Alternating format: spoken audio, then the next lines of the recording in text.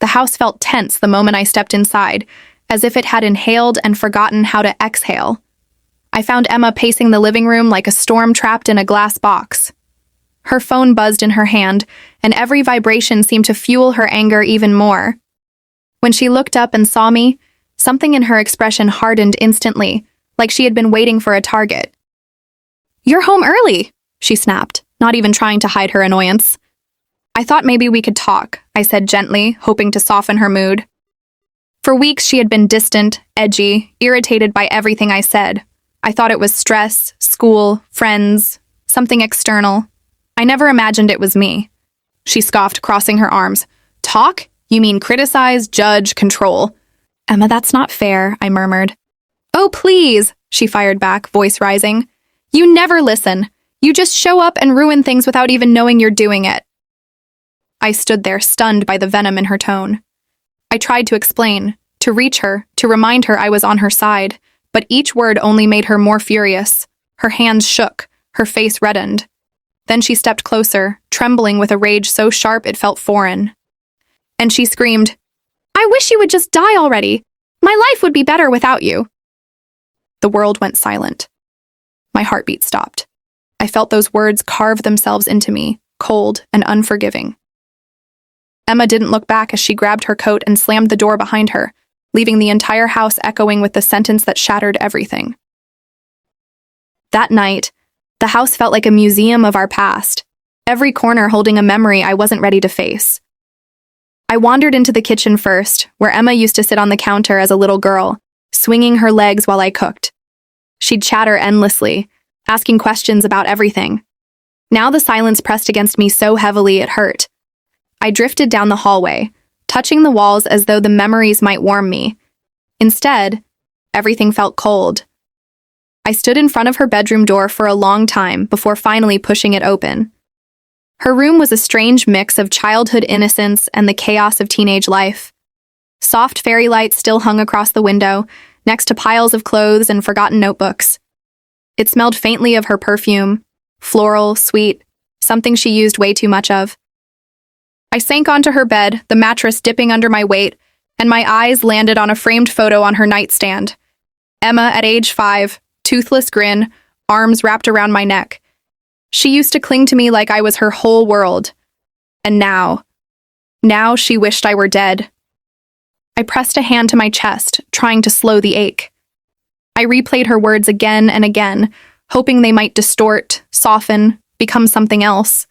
But they didn't. They stayed sharp, stabbing deeper each time.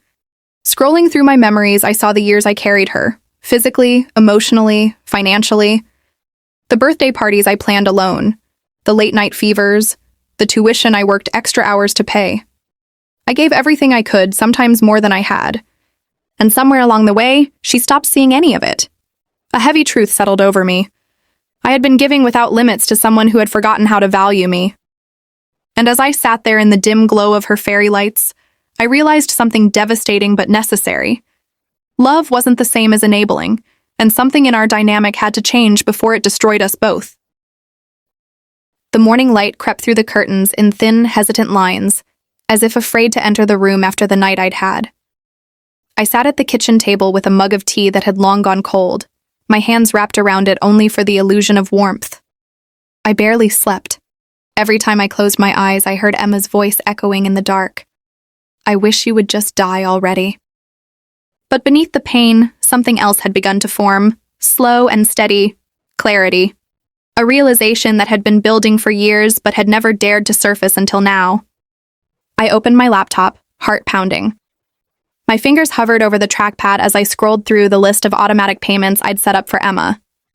Rent transferred on the 1st of every month, car insurance every 10th, tuition payments every semester, a monthly allowance for personal expenses, which had somehow grown larger every year.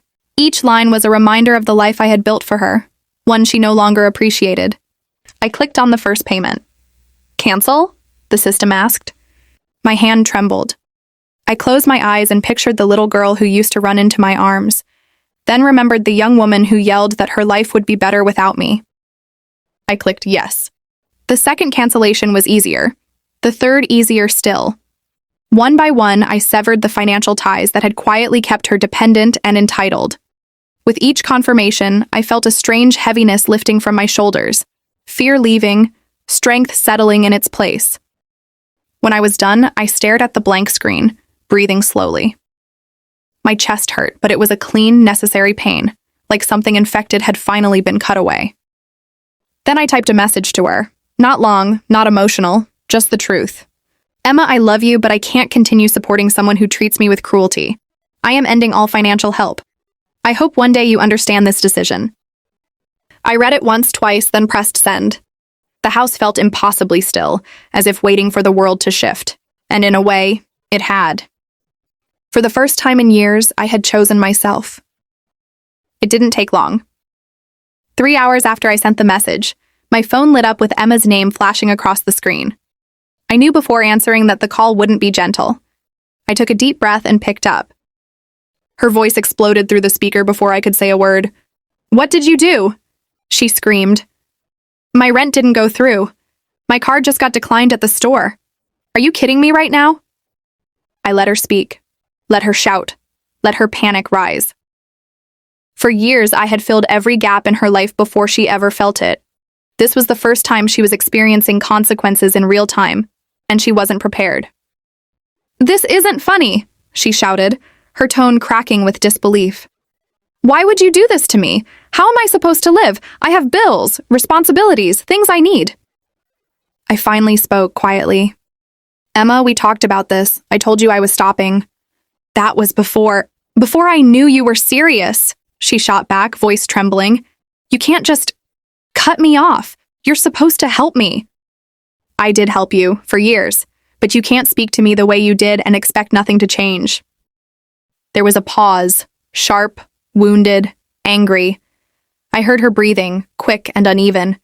The anger was still there, but underneath it, something softer, something fragile. "I didn't mean it," she whispered suddenly.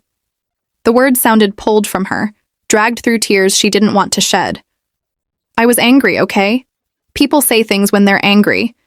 "People do," I agreed, "but people also learn from the damage they cause." Another silence. This one longer. I imagined her standing somewhere alone, maybe on the sidewalk, maybe in her car, holding her phone with both hands like it was the only stable thing in the world. "Mom," her voice broke, "I can't do this alone." My heart clenched, instinct screaming to rush in and fix everything. But I didn't. Not this time. "You're not alone," I said gently. "But I can't be the person you hurt and depend on at the same time. You need to learn to live without hurting others, without hurting me." Her breath shuddered through the phone. I could picture her biting her lip, blinking fast, trying not to cry. I didn't think," she said finally. "That's exactly why we both need this," I replied. "To think." She didn't answer. She just stayed on the line, breathing, silent, but still there. And for the first time, that silence felt like a first crack in the wall between us, not breaking, but opening. The days that followed felt strangely quiet, as if life were holding its breath, waiting to see what would become of us.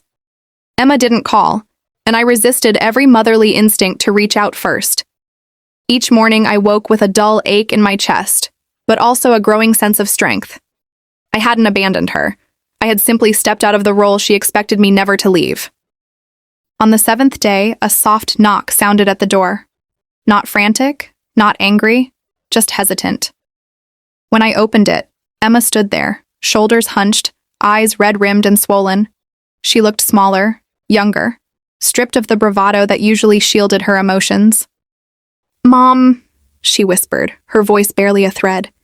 "Can I come in?" I nodded, stepping aside. She walked into the living room as if entering a sacred space, her gaze drifting over the familiar furniture, the photos on the walls, pieces of a life she'd taken for granted. She sank onto the couch, fingers twisting nervously in her lap. "I'm sorry," she said. Not shouted, not argued, just spoken, honest and trembling. I shouldn't have said what I did. I was angry at everything, school, my friends, myself, and I took it out on you. You didn't deserve that. I sat beside her, leaving a small space between us. "Words matter, Emma. and the way you've treated me hasn't been okay for a long time." She nodded quickly, tears welling up. "I know, I thought you'd always be there to fix everything. I never thought you'd stop." Her voice cracked. "When you cut me off, I realized how much I depended on you. Too much." Her honesty pierced straight through me, not with pain this time, but with something gentler, bittersweet. "I love you," I said softly. "But loving you doesn't mean losing myself. I needed you to understand that." "I do," she whispered. "Now I do." She reached out hesitantly, her fingers brushing mine like a child seeking reassurance. "I don't want to be that person anymore. I want us to be okay." I took her hand, finally closing the space between us. For the first time in what felt like years, we held on to each other without anger, without tension, just a fragile, rebuilding love. We talked for hours, about boundaries, respect, responsibility, about growing up, not just for her, but for both of us. By the time she left that evening, there were no dramatic promises, no overnight transformations, just a quiet understanding that healing had begun. Not perfectly, not easily. But honestly, and for the first time since everything shattered, it felt like enough.